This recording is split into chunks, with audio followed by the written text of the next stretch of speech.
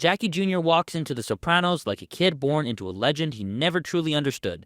He wants the respect, the image, and the power that came with his father's name, but none of the patience, discipline, or intelligence needed to carry that weight. What makes Jackie so tragic is that he is not evil or extraordinary. He's just deeply unprepared for the world he is trying to enter, and in a world like this, being unprepared is often the fastest path to destruction.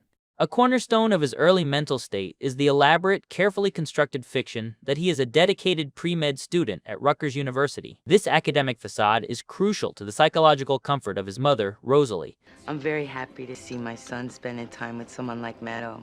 His pre-med status is the ultimate manifestation of his delusional mental state. He fundamentally believes he can simultaneously exist in two mutually exclusive realities: the prestigious, academically rigorous, and legitimate world of modern medicine, and the violent, sociopathic, illicit world of organized crime. During a sit-down with Tony Soprano, he attempts to leverage this academic lie to garner sympathy, complaining about the extreme difficulty of the coursework. I'm no doctor. You know how hard you have to work to get your MD? How many years it takes? I was even thinking maybe osteopathy, but I don't think I have the grades for that even. This piece of dialogue is highly revealing of his psychological composition. It demonstrates a character who is continuously, reflexively looking for a shortcut. The very moment his aspirations require actual, sustained labor and intellectual rigor, he attempts to downgrade his path from an MD to osteopathy, while still attempting to use complex terminology to sound impressive and educated to his mafia superiors. He wants the prestige of the title without the suffering of the work, an exact parallel to his approach to the mafia. The grand illusion of his intellect is brutally, hilariously, and completely deconstructed in the now infamous Scrabble scene. The juxtaposition in this scene is stark. Meadow is studying, while he is tasked merely with playing a simple household word game. Come on, you're in college. Not an English major. He proudly places down juvenile, rudimentary words on the board. How about giving me some? The true depth of his cognitive deficit is revealed when Meadow places the word oblique. He stares at the word in genuine, unfeigned confusion. Believing she has cheated by using a foreign language, he aggressively admonishes her. 36. I know Spanish. He mistakenly and confidently believes the English word is pronounced oblique. This scene is far more than mere comedic relief. It operates as a devastating, undeniable indictment of his cognitive abilities. Spanish. Oblique? Oblique.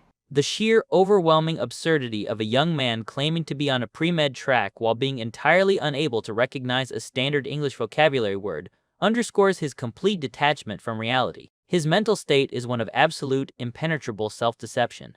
He believes he is smart enough to be a prominent physician, just as he believes he is cunning and ruthless enough to be a mafia boss. In both arenas, he is a spectacular, undeniable fraud, relying entirely on his mother's financial support and his father's terrifying name to maintain his precarious standing in the world. When his academic lie finally collapses and he inevitably flunks out of Rutgers, I flunked out of Rutgers. He does not experience a moment of self-reflection. Instead, he simply pivots seamlessly to a new, equally unearned fantasy.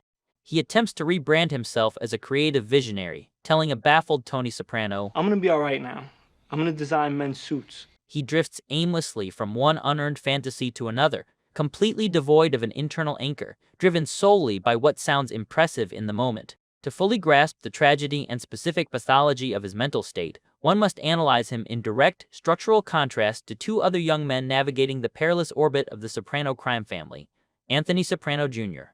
and Christopher Moltisanti. These two characters serve as diametric foils, highlighting everything he lacks and everything he incorrectly believes he possesses. The contrast with AJ Soprano, Flight versus Fight AJ, and the son of the former boss represent two completely opposing psychological reactions to the extreme trauma of being raised as a mafia patriarch's son. Both boys are heavily sheltered in the affluent suburbs, shielded by their mothers from the brutal, bloody realities of their father's labor. AJ responds to this overbearing, violent legacy with profound passivity, crippling existential dread, and a complete, almost physical aversion to violence. He is notoriously soft, chronically unfocused, and views his father's massive shadow as an oppressive, terrifying burden that he desperately wishes to escape, even if he utterly lacks the competence or drive to do so successfully. You know, you ought to take a few lessons from Jackie Aprile. When AJ briefly flirts with the idea of violence or military discipline, it manifests as pathetic rather than intimidating. Like that. You look good. Conversely, Jackie Jr. views the mafia as a golden, unrestricted ticket, where AJ shrinks in terror from the criminality, the other aggressively, blindly courts it. He perceives the mafia not as a mechanism of survival or a life of constant paranoia, but as a glamorous, consequence-free playground designed specifically for his amusement. He was actually more naturally suited to the superficial, aesthetic elements of the street life than AJ. He possessed a certain base-level bravado, he was willing to physically carry a weapon, and he desperately, pathetically craved the camaraderie of the crew. However, his blinding sense of entitlement prevented him from understanding the extreme, lethal danger of this world. AJ's inherent cowardice and depression ultimately saved his life, keeping him safely away from the active underworld. Meanwhile, the other's arrogant, unearned ambition drove him directly into the fire. Both boys were drowning in their father's shadows, but one tried to swim away, while the other actively tied cinderblocks to his own feet, convinced he could breathe underwater. If AJ represents the passive path he refused to take, Christopher Moltisanti represents the exact status he believes he rightfully, immediately deserves. Christopher, despite his severe addiction issues, emotional volatility, and frequent incompetence, is an active, initiated, blood-tested member of the Soprano crime family. He has committed cold-blooded murders, he runs active rackets, and he ultimately earns his button, becoming a fully made man in a sacred ceremony. He views Christopher not as a peer or a mentor, but as an illegitimate rival who has unjustly usurped his rightful place at Tony's side. In the Season 3 episode Fortunate Son, after learning that Christopher has officially been made, he sits in a local pizza parlor with his sycophantic, equally inept friend, bubbling with toxic, uncontainable jealousy over Christopher's elevation. He utters one of his most psychologically revealing lines. Take away Tony Soprano, he's a zero with shoes. This specific quote is the absolute pinnacle of psychological projection. He is, without realizing it, perfectly describing his own existential condition. Without the overarching, residual protection of the Soprano crime family's respect for his deceased father, he is precisely a zero with shoes. Christopher, for all his myriad faults and drug-induced failures, actually put in the lethal, terrifying groundwork required by the mafia. He stood on the street, collected debts, took beatings, and pulled triggers. The young prince believes that because his father was the acting boss, he should be allowed to completely bypass the dangerous associate phase, the collections, the beatings, the murders, and the years of servile obedience, and immediately be granted the respect, fear, and earning power of a capo. When Dino gently reminds him of reality, Yeah, but he's wearing a stripe now. meaning he is untouchable as a made man, the prince immediately deflects back to his ghost currency. He attempts to rewrite history to elevate his own standing, claiming, My Uncle Richie was gonna... Yeah, but he never did. This brief exchange highlights his persistent, pathetic reliance on dead men, his father, his uncle, to validate his current worth in the eyes of his peers. He refuses to accept that in a world of wolves, a pedigree only matters if you have teeth. Following the untimely death of his biological father, the boy is psychologically adrift. His deep-seated need for paternal validation and masculine direction makes him highly susceptible to the older men in the Soprano crime family. This vulnerability leads to a fateful, tragic tug-of-war between two vastly different surrogate fathers, Tony Soprano, who attempts to save him through hypocrisy, and Ralph Cifaretto, who actively engineers his corruption. Tony genuinely loved his predecessor, and out of a sense of profound, guilt-ridden loyalty, he promised the dying man that he would keep the boy out of the mob life and ensure he became a legitimate professional, ideally a doctor. I'm a member of your family almost. Your dad and me, you know how close we were? Throughout the early episodes, Tony repeatedly attempts to act as a strict, moralizing father figure. In the episode Fortunate Son, Tony formally summons him for a sit-down at a high-end, exclusive restaurant. It is framed as a serious meeting. What time is it? I'm here, aren't I?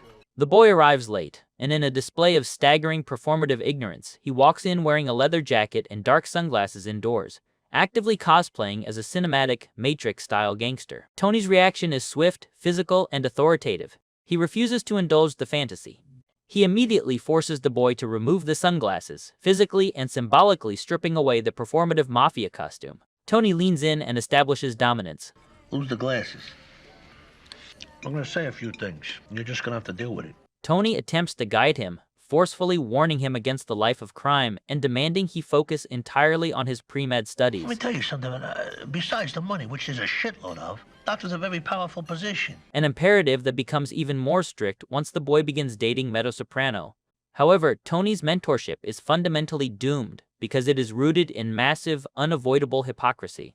Tony is fiercely demanding that the boy abide by the rules of polite, legitimate, law-abiding society, while Tony himself sits across the table in a $1,000 tailored suit, commanding the fear of the room and paying for the expensive meal with blood money extorted from the local economy.